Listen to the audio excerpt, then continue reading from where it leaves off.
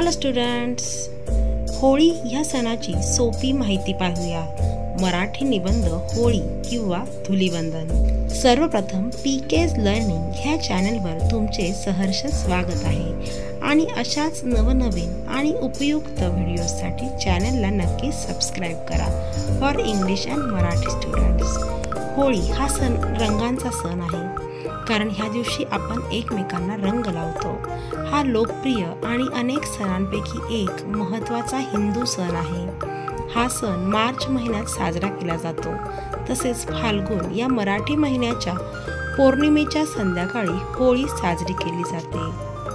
होळी हा सण संपूर्ण भारतभर मोठ्या उत्साहाने साजरा केला जातो। ह्या सणाला विविध नावाने संबोधले जाते। होळीचा सण 2 दिवस साजरा केला जातो। पहिल्या दिवशी काही लाकडे समिधा म्हणून पेटवल्या जातात आणि त्याभोवती प्रदक्षिणा घालतात। तसेच होळीला नारळ अर्पण करून नैवेद्य दाखवितात।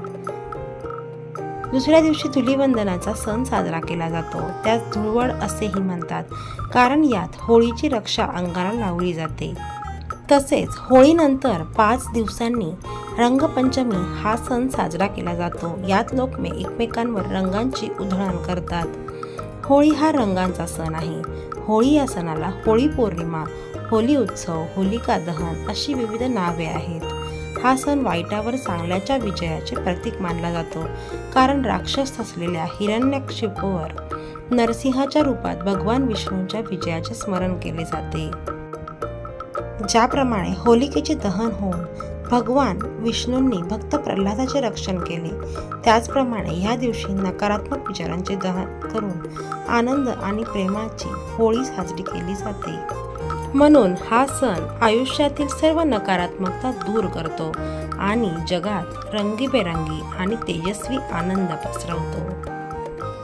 होळी पेटवूया, होलिका दहन करूया, प्रेमाचे आनंदाचे रंग उधळूया, आयुष्यातील नकारात्मकता त्यात जळू द्या आणि संपूर्ण आयुष्यात सकारात्मकतेचे नवे रंग भरूया। धन्यवाद। होळी ह्या सणाची सोपी माहिती तुम्हाला कशी वाटली?